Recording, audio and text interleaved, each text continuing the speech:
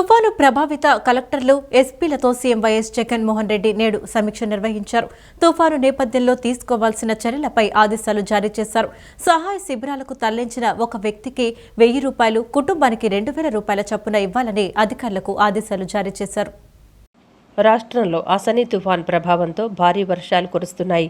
ఈ క్రమంలో తుఫాను ప్రభావిత కలెక్టర్లు, ఎస్పీలతో సీఎం వైఎస్ జగన్మోహన్ రెడ్డి నేడు సమీక్ష నిర్వహించారు. వీడియో కాన్ఫరెన్స్ ద్వారా సీఎం సమీక్ష చేపట్టారు. తుఫాను నేపథ్యంలో తీసుకోవాల్సిన చర్యలపై ఆదేశాలు జారీ చేశారు. తుఫాను నేపథ్యంలో హై అలర్ట్గా ఉండాలని అధికారులను ఆదేశించారు. తుఫాను తీరం వెంబడి ప్రయాణిస్తోంది కాబట్టి తీర ప్రాంతాల్లో మరింత అప్రమత్తం అవసరమన్నారు. కొన్ని ప్రాంతాల్లో భారీ వర్షాలు కురిసే అవకాశం ఉందని ముఖ్యమంత్రి తెలిపారు. తుఫాను బలహీనపడడం ఊరటనిచ్చే అంశమన్నారు. ఎక్కడా నిర్లక్ష్యానికి తావు ఉండకూడదని స్పష్టం చేశారు. ప్రజలకు ఎలాంటి ముప్పు రాకుండా చూడాలని ఆదేశించారు. ముంపు ప్రాంతాల ప్రజలను సురక్షిత ప్రాంతాలకు తరలించాలని, అవసరమైన చోట సహాయ పునరావాస శిబిరాలను తెరవాలని అన్నారు. సహాయ శిబిరాలకు తరలించిన ఒక వ్యక్తికి 1000 రూపాయలు, కుటుంబానికి 2000 రూపాయల చొప్పున ఇవ్వాలని అధికారులకు ఆదేశాలు జారీ చేశారు. సహాయ శిబిరాల్లో మంచి సౌకర్యాలు ఏర్పాటు చేయాలని, జనరేటర్లు, జేసీబీలు కూడా సిద్ధం చేసుకోవాలని సూచించారు. కమ్యూనికేషన్ వ్యవస్థకు అంతరాయం ఏర్పడితే వెంటనే చర్యలు తీసుకోవాలని వీడియో కాన్ఫరెన్స్లో సీఎం జగన్ తెలియజేశారు.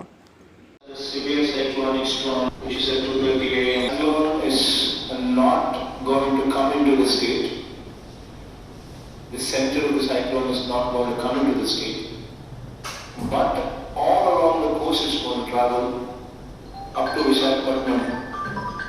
And very careful and very vigilant and very cautious. Most importantly, the low-lying areas all along the coast. These are the areas that need heavy rainfall in few areas. If they occur in the low-lying areas, then the situation would be quite messy. So the low-lying areas, please make sure that they are parked elsewhere. I repeat these districts: Nellore, Prakasham, Bapatla, Guntur, Krishna, NTR, West Godavari, Eluru. TDP అధినేత చంద్రబాబు జోలికొస్తే 60 లక్షల మంది కార్యకర్తలు రోడ్డెక్కుతామని మాజీ మంత్రి దేవినేని ఉమామహేశ్వరరావు హెచ్చరించారు. తుఫాన్ ప్రభావంతో రైతులు గగ్గోలు పెడుతుంటే సీఎం రాజకీయ కక్ష సాధింపుల్లో బిజీగా ఉన్నారని ఆగ్రహించారు. తుఫాన్ ప్రభావం పట్ల బాధ్యతారాహిత్యంగా వ్యవహరిస్తూ అక్రమ కేసులకు ప్రాధాన్యం ఇస్తుందని దుయ్యబట్టారు.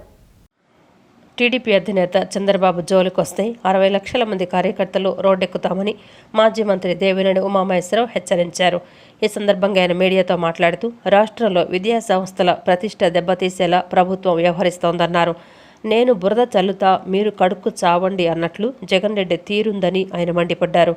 తుఫాను ప్రభావంతో రైతులు గగ్గోలు పెడుతుంటే సీఎం రాజకీయ కక్ష సాధింపుల్లో బిజీగా ఉన్నారని ఆగ్రహించారు. తుఫాను ప్రభావం పట్ల బాధ్యతారాహిత్యంగా వ్యవహరిస్తూ అక్రమ కేసులకు ప్రాధాన్యం ఇస్తున్నారన్నారు. అవినీతికి పాల్పడి జైలుకెళ్లిన జగన్ రెడ్డి తనలానే అంతా ఉంటారని భావిస్తున్నారని విమర్శించారు. తమపై తప్పుడు కేసులు పెట్టడం అంటే ఆకాశం మీద ఉమ్మేసుకున్నట్లేనని దేవినేని ఉమ వ్యాఖ్యానించారు. లక్షల రూపాయలు పెట్టుబడులు పెట్టి రైతులు గగ్గోలు పెడతా ఉంటే ఈ ప్రభుత్వానికి బుద్ధి ఉందా? ఈ ప్రభుత్వానికి జ్ఞానం ఉందా? ఈ ప్రభుత్వానికి ఆలోచన ఉందా?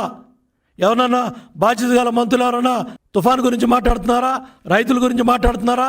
లేకపోతే తీర ప్రాంతాల్లో ఉన్న ప్రజల గురించి మాట్లాడుతున్నారా? ఎవరికన్నా బాధ్యత ఉందా? తీసేసిన తహసీల్దారులేమో చంద్రబాబు నాయుడు గారిని తిట్టాలి, ప్రభుత్వంలో ఉన్న మంత్రులేమో బూతులు మాట్లాడాలి. కనీసం తుఫాను హెచ్చరికలు కానీ, లేకపోతే రైతాంగాన్ని సమాయత్తపరచడం కానీ, లేదా తీర ప్రాంత ప్రజల్ని సమాయత్తంపరచడం కానీ ఏ మాత్రం కూడా ప్రభుత్వం పట్టించుకోలేదు. బాధ్యతారాహిత్యంగా వ్యవహరిస్తూ ఉంది. ఇవాళ జగన్మోహన్ రెడ్డి 3 కేసులు పెట్టాలి, 6 అరెస్టులు చేయాలనే లెక్కలో చంద్రబాబు నాయుడు గారికి నోటీసులు ఇస్తావు. బుద్ధి ఉందా నీకు జగన్ రెడ్డి? తెలుగు జాతి ప్రైడ్ అయ్యా. ఇవాళ తెలుగు జాతికి చంద్రబాబు నాయుడు గారు ఒక వరం. ఇవాళ హైదరాబాద్ అభివృద్ధిలో కానీ, ఆ హైదరాబాద్ నగరంలో వచ్చిన సంస్థలు కానీ, ఇవాళ ప్రపంచవ్యాప్తంగా ప్రతి తెలుగువాడు కూడా మరి వివిధ దేశాల్లో, ఖండాంతరాల్లో ఇవాళ సాఫ్ట్వేర్ ఉద్యోగాల్లో కావచ్చు, వివిధ రకాల వృత్తుల్లో బ్రహ్మాండంగా రాణిస్తా ఉన్నారంటే ఆ రోజు ఆయన తీసుకున్న నిర్ణయాలు. ఇవాళ నువ్వు 420 కేసులో ఉండి ఆయన మీద కేసులు పెట్టి నోటీసులు ఇస్తామని నిన్న నుంచి లీకులు ఇస్తున్నావు అంటే ఈ ప్రభుత్వానికి సిగ్గు లేదు, ఈ ప్రభుత్వానికి బుద్ధి లేదు. నేను ఒకటే చెప్తా ఉన్నా, ఈ తప్పుడు నిర్ణయాలు ఈ తెలుగు తక్కువ నిర్ణయాలు ఇటువంటి తప్పుడు పనులు చేస్తే 60 లక్షల మంది కార్యకర్తలం ప్రతి ఒక్కళ్ళం కూడా రోడ్డు మీదకి వస్తాం.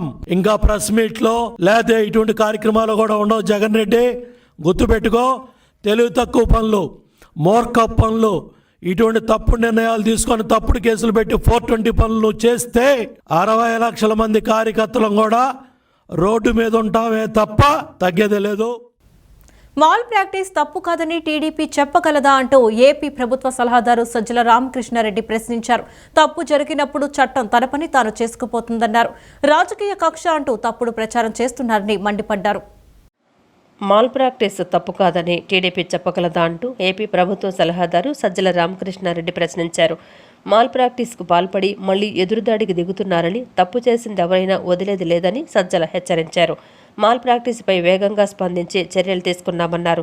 గతంలో ఎన్నడూ ఇంత వేగంగా చర్యలు తీసుకున్నది లేదన్నారు. విద్యార్థుల భవిష్యత్తుతో ఆడుకుంటే చర్యలు తీసుకోవద్దా? ఓ మాఫియాలా ఏర్పడి మాల్ ప్రాక్టీస్కు పాల్పడ్డారు. 100% ఉత్తీర్ణత కోసం ఇలాంటి అక్రమాలకు పాల్పడుతున్నారు. తప్పు జరిగినప్పుడు చట్టం తన పని తాను చేసుకుపోతుందన్నారు. రాజకీయ కక్ష అంటూ తప్పుడు ప్రచారం చేస్తున్నారు. విప్లవకారుడు అరెస్ట్ అయినట్లు చంద్రబాబు హడావుడి చేస్తున్నారు. నారాయణ ఆ సంస్థలకు సంబంధం లేదంటారా? ఇప్పుడు అల్లుడు, కూతురు డైరెక్టర్లు అంటున్నారు. అయితే వాళ్ళని అరెస్టు చేయొచ్చా?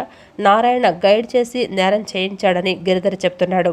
మరి అతను నేరం చేయలేదా? ఇంతకన్నా దిగజారుడుతనం ఏమైనా ఉందా చంద్రబాబు అంటూ సజ్జల రామకృష్ణారెడ్డి దుయ్యపట్టారు. అసలు ఆ రోజు పరీక్ష పత్రాలు మాల్ ప్రాక్టీస్ ద్వారా బయటికి రావడాన్ని, అది జగన్మోహన్ రెడ్డి గారి వైఫల్యం, ఈ ప్రభుత్వ వైఫల్యం ఉన్నట్టు ప్రచారం, గోబెల్స్ ప్రచారం లాగా మొదలుపెట్టినారు.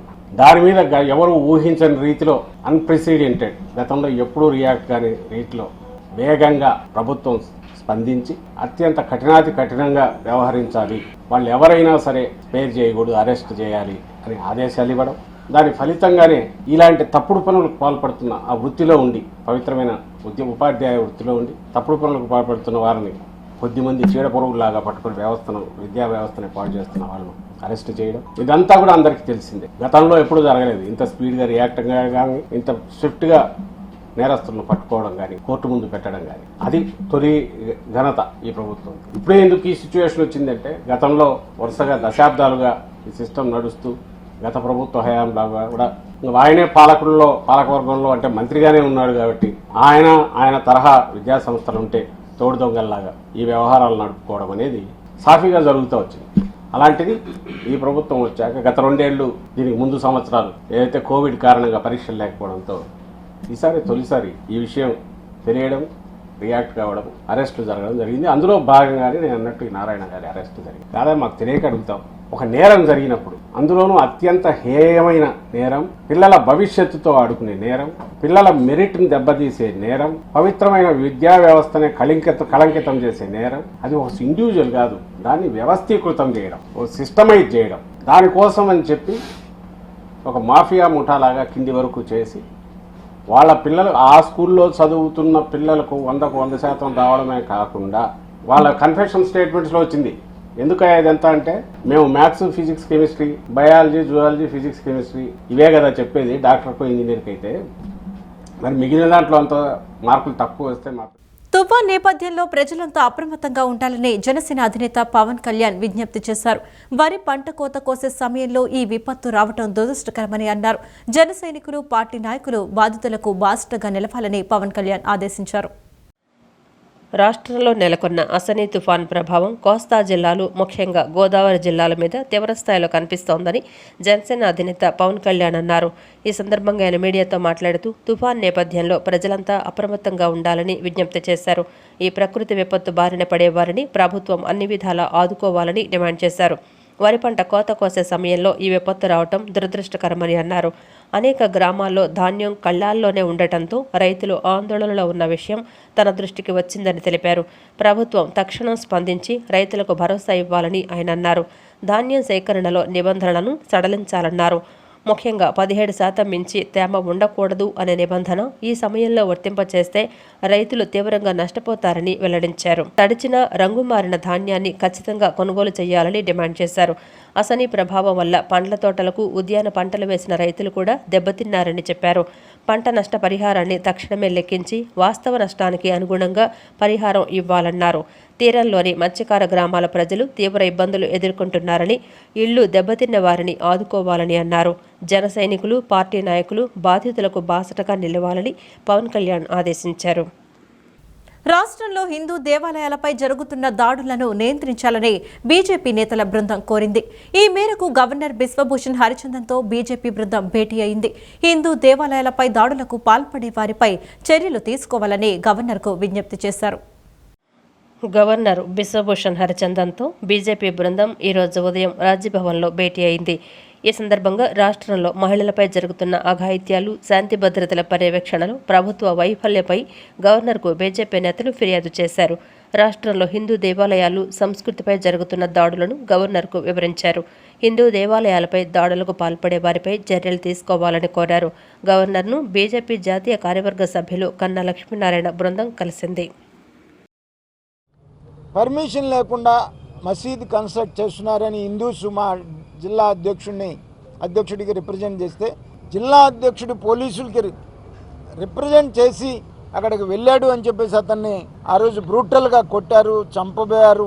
అయినా కూడా ఇదంతా పోలీస్ నాలెడ్జ్లో ఉన్నప్పటికీ కూడా, పోలీసు ముందు జరిగినప్పటికీ కూడా మా జిల్లా ప్రెసిడెంట్ మీద నాన్ బెయిలబుల్ కేసులు పెట్టి దగ్గర 40 రోజులు రిమాండ్కి పంపించినటువంటి సందర్భం ఉంది. తెనాలిలో కూడా ఒక హిందూ మహిళని హెరాస్ చేస్తున్నారు అని పోలీస్ కంప్లైంట్ ఇచ్చినప్పటికీ కూడా పట్టించుకోకపోతే ఆ ఏరియాలో ఉన్నటువంటి ముస్లిం యూత్ అందరూ కూడా కలిసి ఆ మహిళల్ని, అక్కడ ఉన్నటువంటి స్థానికంగా ఉన్నటువంటి మహిళల్ని హెరాస్ చేస్తున్నారు అనేటువంటి ఒక సంఘటన. ఆంధ్రప్రదేశ్లో బాబాసాహెబ్ అంబేద్కర్ గారు రాసినటువంటి రాజ్యాంగం పనిచేయట్లేదు. జగనన్న రాజ్యాంగం ఆంధ్రప్రదేశ్లో పనిచేస్తుంది.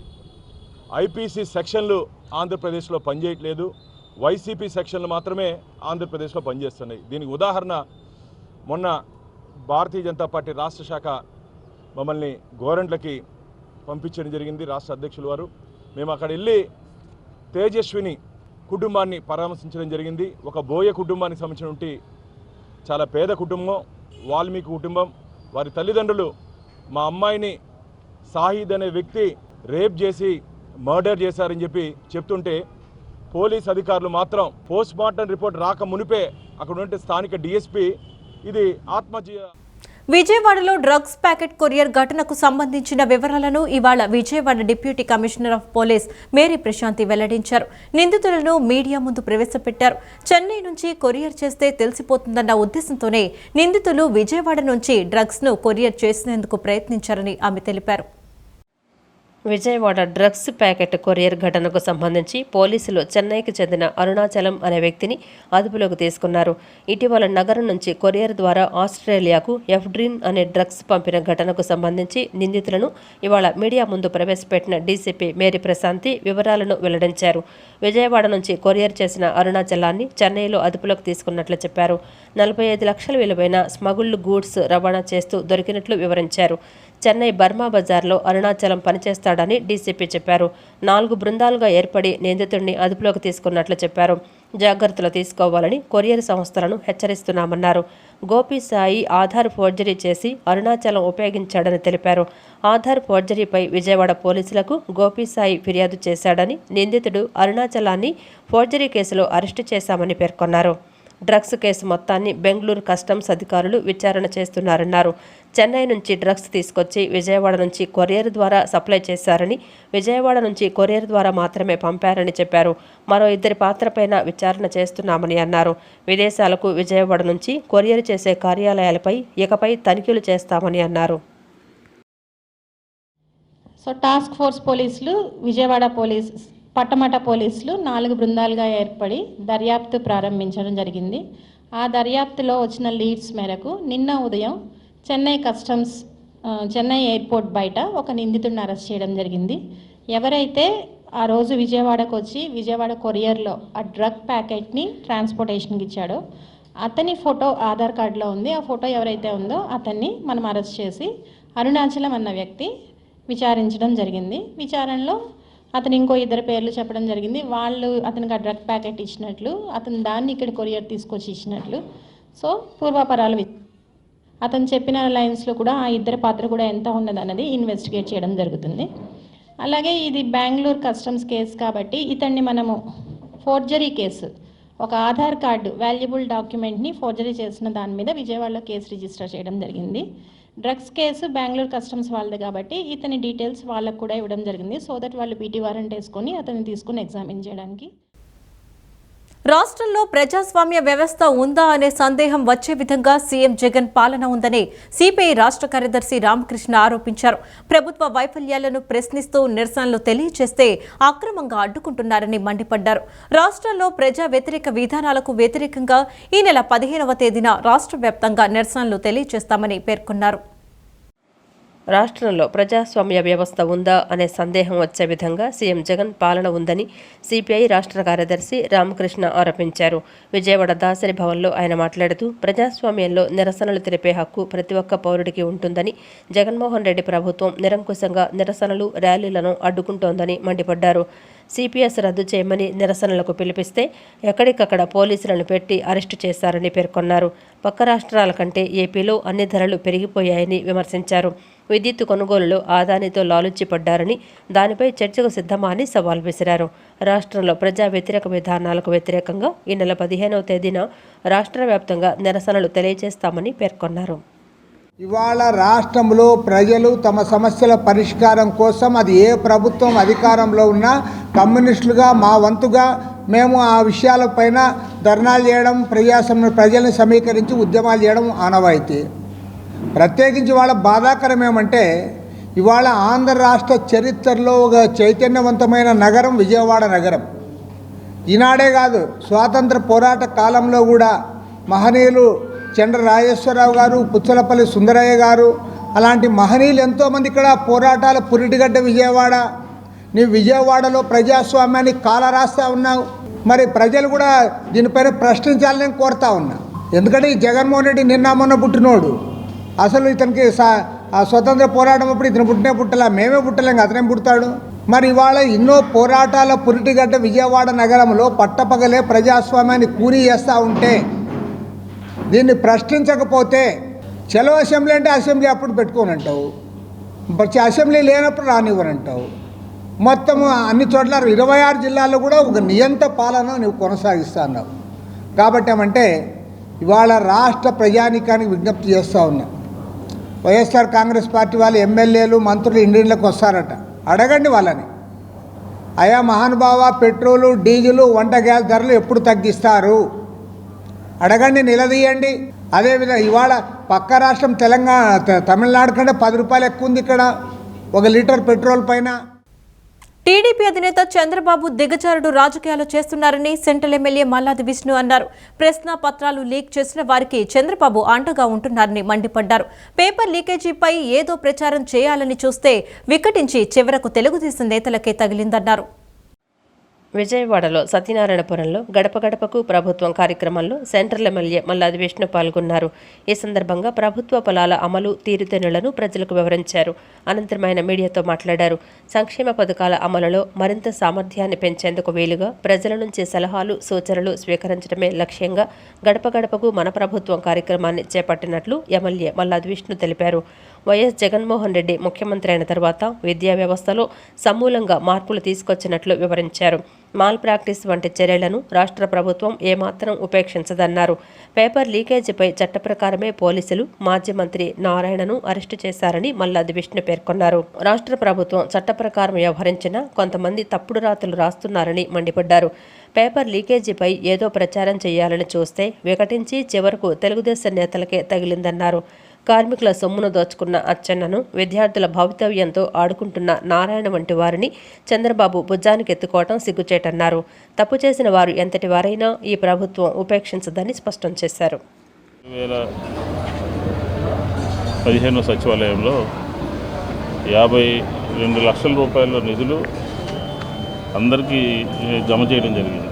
నవరత్నాలు, విద్యా దీవెన, వసతి దీవెన, అమ్మఒడి, పెన్షన్లు, హౌస్ సైట్స్, ఇట్లాగా డీటెయిల్డ్గా అనమాట ఏ గుమ్మంలో ఏ కార్యక్రమం అందింది అని చెప్పేటటువంటి పరిస్థితిలో వైఎస్ఆర్ కాంగ్రెస్ పార్టీ ప్రభుత్వం ఉన్నది అని చెప్తా ఉన్నాం. ప్రభుత్వం బాగా పనిచేస్తుంది అని చెప్పని ప్రభుత్వం మాకు ఎప్పుడు వాలంటీర్ల ద్వారా అండగా ఉంటుందని చెప్పని 100% మంది కూడా చెప్పడం జరిగింది. కానీ రాష్ట్రంలో ప్రతిపక్షాలు కింది స్థాయి సామాన్య ప్రజల వరకు కూడా వారు చేస్తున్నటువంటి కుట్రలు, వారు చేస్తున్నటువంటి ఎల్లో మీడియా రాతలు ఇవన్నీ కూడా ప్రజలందరికీ కూడా అర్థమవుతాయి. ఎట్లాగైనా సరే 2024లో జగన్మోహన్ రెడ్డి గారిని నిలువరించాలి అని చెప్పని ప్రయత్నం చేస్తాను. సిద్ధాంతం లేదు, ప్రజలకి ఏ విధమైనటువంటి కార్యక్రమాలు కావాలని ఒక ఎజెండా లేదు, ఏమీ లేకుండా అధికారంలోకి రావాలనే ప్రయత్నం చేస్తారు. మరీ ముఖ్యంగా చంద్రబాబు నాయుడు దిగజారిపోయి మాట్లాడుతూ ఉన్నారు. కార్మికుల సొమ్ము దోచేసినటువంటి అచ్చెన్నాయుడిని భుజాన వేసుకుంటాడు. అలాగే ధూళిపాల నరేందర్ని భుజాన వేసుకుంటాడు. ప్రశ్నాపత్రాల లీక్ విషయంలో నారాయణ గారిని అరెస్ట్ చేస్తే రాజకీయ కోణంలోనో రాజకీయ కుట్రతోనో అరెస్ట్ చేశారని చెప్పిన మాట ప్రజల యొక్క విద్యార్థుల యొక్క జీవన స్థితిగతులు దెబ్బతీసే విధంగా పేపర్ లీక్ అయితే దాన్ని రాష్ట్రంలో ప్రజల్ని మభ్యపెట్టే పాలన తప్ప ప్రజల్ని అభివృద్ధి చేసే పాలన లేదని ఎమ్మెల్యే గద్దె రామ్మోహన్ ఆరోపించారు. జగన్ అసమర్థ పాలన వల్ల ప్రజలు నష్టపోతున్నారని విమర్శించారు. ముఖ్యమంత్రి స్థాయిలో ఉన్న వ్యక్తి అభివృద్ధిపై దృష్టి పెట్టకుండా ప్రశ్నించే వారిని అక్రమ అరెస్టులు చేయిస్తూ కూర్చుంటున్నారని దుయ్యబట్టారు. రాష్ట్రంలో సామాన్యులు బతికే పరిస్థితి లేదని తూర్పు నియోజకవర్గ ఎమ్మెల్యే గద్దె రామ్మోహన్ ఆరోపించారు. తూర్పు నియోజకవర్గంలో 6వ డివిజన్లో పలు ప్రాంతాల్లో పర్యటించిన ఆయన స్థానికంగా ఉన్న ఓ నిరుపేద కుటుంబానికి జీవనోపాధి నిమిత్తం టిఫిన్ బండిని అందజేశారు. ఈ సందర్భంగా ఆయన మాట్లాడుతూ రాష్ట్రంలో ప్రజల్ని మభ్యపెట్టే పాలన జరుగుతోంది తప్ప ప్రజల్ని అభివృద్ధి చేసే పాలన జరగటం లేదని మండిపడ్డారు. ప్రశ్నాపత్రాలు లీక్ అయ్యాయని మాజీ మంత్రి నారాయణను అరెస్టు చేయడం హాస్యాస్పదంగా ఉందన్నారు. వాళ్లే లీక్ అవ్వలేదని స్పష్టం చేసి మళ్లీ లీక్ అయిందని అరెస్టులు చేయడం దారుణమన్నారు. గతంలో పరీక్షాపత్రాలను లీక్ చేసిన ఘటనల్లో సీఎం జగన్ కూడా ఉన్నారని, ఆ ఫోటోలు ఇప్పటికీ ఉన్నాయని విమర్శించారు. ముఖ్యమంత్రి స్థాయిలో ఉన్న వ్యక్తి ప్రజల సమస్యలు పట్టించుకోకుండా దాడులు, అరెస్టులు చేయడం సరికాదన్నారు. ప్రజలన్నీ గమనించి వచ్చే ఎన్నికల్లో సరైన నిర్ణయం తీసుకోవాలన్నారు. సర్టిఫికేట్ లేకపోతే అతను చదివినా కూడా ఖాళీగా ఉండాల్సిన పరిస్థితి ఏర్పడుతుంది. ఆ తల్లి ఎంతో కష్టపడి ఆ బిడ్డను చదివించుకుని సర్టిఫికేట్ల కోసం అలమటిస్తూ ఉంటే అటు ప్రభుత్వం కనీసమైన స్పందన లేదు. ఇటు 1 కాదు 2 కాదు కాలేజీ వాళ్ళు మనవడిగితే ఇలాంటి వాళ్ళు 700 మంది మా ఒక్క కాలేజీలో ఉన్నారు. మిగతా కాలేజీ చూసుకుని కొన్ని వేల మంది ఉంటారు. అది వేల మంది సమస్య. వాళ్ళందరూ కూడా సమిష్టిగా ప్రభుత్వం మీద పోరాడాల్సిన అవసరం ఉందని కాలేజీలు వాళ్ళు చెబుతారు. ఇవన్నీ కూడా చాలా దురదృష్టం. ఈ ప్రభుత్వ విధానాల వలన కేవలం ఆయన ప్రజలు మభ్యపెట్టడానికే ప్రయత్నం చేస్తున్నాడు తప్ప ఎక్కడ కూడా పేద ప్రజలు అభివృద్ధి పరిచే దానిలో చిత్తశుద్ధి లోపించిందని చెప్పడానికి అనేకమైన ఉదాహరణలు ఉన్నాయి. నిన్నగాక మన రాత్రి నారాయణ గారి అరెస్ట్ ఎంత హాస్యాస్పదం అండి. ఎక్కడో 10th క్లాస్ పేపర్ లీక్ అయిందంట. దానికేమో మినిస్టర్ గారు అనేక సార్లు అసలు లీక్ అవ్వలేదని చెప్పాడు. లీక్ అయినా ఏదో చిన్నదని చెప్పారు. ఇవాళ ఎక్కడో ఉన్న హైదరాబాద్లో నారాయణ గారికి ఏం సంబంధం అంటే ప్రతి విషయాన్ని కక్ష సాధించగా ఏదో నారాయణ గారు లీక్ చేశారు అనేవి తీసుకెళ్ళడానికి మరి కోర్టు చూసి వీళ్ళ యొక్క విధానాన్ని చూసి కోర్టు అసహించుకున్న సిగ్గు లేకుండా ఈ ప్రభుత్వం నడిపిస్తూ ఉన్నారు. ఇది చాలా దురదృష్టకరం. ప్రభుత్వ పథకాలు 100% ప్రజలకు అందుతున్నాయని వైసీపీ తూర్పు నియోజకవర్గ ఇన్ఛార్జ్ దేవినేని అవినాష్ అన్నారు. స్థానిక 7వ డివిజన్లో గడప గడపకు వైఎస్ఆర్సీపీ కార్యక్రమంలో భాగంగా పర్యటించిన ఆయన వైసీపీ పాలన పట్ల ప్రజలు సంతృప్తిగా ఉన్నారని, అందుకే గడప గడపకు వైఎస్ఆర్ కార్యక్రమాన్ని స్వాగతిస్తున్నారని పేర్కొన్నారు. విజయవాడ కృష్ణలంక 7వ డివిజన్లోని పలు ప్రాంతాల్లో తూర్పు నియోజకవర్గ వైసీపీ ఇన్ఛార్జి దేవినేని అవినాష్ పర్యటించారు. ఈ సందర్భంగా ఇంటింటికి వెళ్లి ప్రభుత్వ పథకాల అమలు తీరుని ప్రజలకు వివరించారు. అనంతరం ఆయన మాట్లాడుతూ ప్రభుత్వ పథకాలు 100% ప్రజలకు అందుతున్నాయని, అందుకే ప్రజలు గడప గడపకు వైఎస్ఆర్సీపీ కార్యక్రమాన్ని ప్రజలు ఆనందంతో స్వాగతిస్తున్నారని పేర్కొన్నారు. అన్ని వర్గాల ప్రజానీకానికి సంక్షేమ పథకాలు అందుతున్నాయన్నారు. గత ప్రభుత్వంలో నాయకులు ఎవరూ కూడా ఈ డివిజన్ అభివృద్ధిని పట్టించుకోలేదని ఆరోపించారు. ప్రస్తుతం వైసీపీ హయాంలో ఈ ప్రాంత అభివృద్ధి శరవేగంగా ముందుకు వెళ్తోందన్నారు. రానున్న రోజుల్లో మరింత అభివృద్ధికి కృషి చేస్తామన్నారు. ఎందుకంటే నేను చూశాను, ఇక్కడే పక్కన సొన్నబట్టీల సెంటర్ దగ్గర శంకర్ గారు అని చెప్పిన ఇక్కడే ఉన్నారు. ఆ వీధిలోకి అయితే తెలుగుదేశం పార్టీ వాళ్ళు అసలు ఏ అభివృద్ధి కార్యక్రమం కూడా చేయలేదు. కానీ వైఎస్ఆర్సీపీ ప్రభుత్వం వచ్చిన తర్వాత మేము అక్కడ నీళ్ళ ఇది చేస్తే అక్కడ ఉన్న ప్రజానికి అందరూ గారు ఎంతో సంతోషపడ్డారు. అదేవిధంగా సిఆర్ నగర్ కొండగానే ఉండి అదేవిధంగా ఈ యొక్క ప్రాంతంలో అన్ని చోట్ల వైఎస్ఆర్సీపీ ప్రభుత్వం జగన్మోహన్ రెడ్డి గారు వచ్చిన తర్వాత అనేక సంక్షేమ కార్యక్రమాలతో పాటు అభివృద్ధి కార్యక్రమాలు గారు మేము చేస్తాం గారు జరుగుతుంది. ఈరోజు మొత్తం రాష్ట్ర వ్యాప్తంగా గారు గడప గడపకి వైఎస్ఆర్సీపీ ప్రభుత్వం అనే కార్యక్రమం, మన ప్రభుత్వం అనే కార్యక్రమం జగన్మోహన్ రెడ్డి గారు ఒక ఆదేశాలతో మేము ప్రారంభిస్తాం. దాదాపుగా నెలన్నర రోజులుగా తూర్పు నియోజకవర్గాల్లో అన్ని డివిజన్లు గారు మేము తిరుగుతాం. దాదాపుగా 3 డివిజన్లు మేము కవర్ చేస్తాం. ఈరోజు రాష్ట్ర వ్యాప్తంగా జగన్మోహన్ రెడ్డి గారు పిలుపు మేరకు మేము ప్రారంభిస్తే ఈరోజు మాకు వానదేవుడు గారు మాకు సహకరించారు. వాసవి కన్యకా పరమేశ్వరి జయంతి సందర్భంగా విజయవాడ కృష్ణలంకలోని వాసవి కళ్యాణ మండపంలో వాసవి సేవా సంఘం ఆధ్వర్యంలో అమ్మవారికి ప్రత్యేక కుంకుమ పూజాది కార్యక్రమాలు ఘనంగా నిర్వహించారు. ఈ కార్యక్రమంలో భక్తులు పెద్ద సంఖ్యలో పాల్గొని కుంకుమ పూజ జరిపించారు. ప్రతి ఏటాలానే ఈ ఏడాది కూడా అమ్మవారికి ప్రత్యేక పూజా కార్యక్రమాలు నిర్వహిస్తున్నామని సంఘం సభ్యులు మానేపల్లి మాణిక్యాలరావు, రామ్మోహన్ రావు, హరనాథ్లు పేర్కొన్నారు. ఈరోజు వాసవి కన్యకా పరమేశ్వరి జయంతి సందర్భంగా ఈ విజయవాడ కృష్ణలంక మెట్ల బజార్లోని వాసవి కళ్యాణ మండపంలో అమ్మవారి దగ్గర కుంకుమ పూజలు జరిగినాయి. అందరూ చాలామంది భక్తులు వచ్చారు. ఆడవాళ్ళు వచ్చి భక్తులు పూజ చేసుకున్నారు. చాలా నిదీప్యమానంగా జరిగింది. అలాగే మధ్యాహ్నం కూడా అన్న సంతర్పణ జరుగుతుంది. భక్తులందరూ కూడా వచ్చి అన్న సంతర్పణ పాల్గొని అమ్మవారి కృపాకటాక్షాలు పొందగలరని ఆశిస్తారు. శ్రీ వాసవి కన్యకా పరమేశ్వరి అమ్మవారు 1008వ సంవత్సరంలో జన్మించారు. ఆమె జన్మ వృత్తాంతం ఈ భూప్రపంచంలో శాంతిని నెలకొల్పాలని, ధర్మాన్ని నిలపాలని, ధర్మ కార్యాచరణ జరగాలని ఇత్యాది నిత్యకర్మలందరూ కూడా అన్నీ కూడా ఈ భూప్రపంచంలో ఉండాలనే ఉద్దేశంతోనే ఆది పరాశక్తి అంశ అయినటువంటి శ్రీ వాసవి అమ్మవారు ఇక్కడ జన్మించడం జరిగింది. అప్పటి నుంచి కూడా ఇప్పటి వరకు ఒక ఆర్యవైశ్యులే కాదు, ప్రపంచంలో ఉన్నటువంటి యావత్ మంది కూడా ఆ అమ్మవారి కృపా కటాక్షానికి పాత్రులేను. అందరికీ ఇలవెల్పు. అలాంటి కన్యకాపరమేశ్వరి అమ్మవారి పుట్టినరోజు సందర్భంగా ఇక్కడ వాసవి సేవా సంఘం కృష్ణలంకలో ఏర్పాటు చేసినటువంటి ఈ పూజా కార్యక్రమంలో లక్ష కుంకుమార్చన పూజా కార్యక్రమం నిర్వహించడం జరిగింది. ఇవి వాళ్ళ బులెటిన్ అప్డేట్స్. నమస్తే.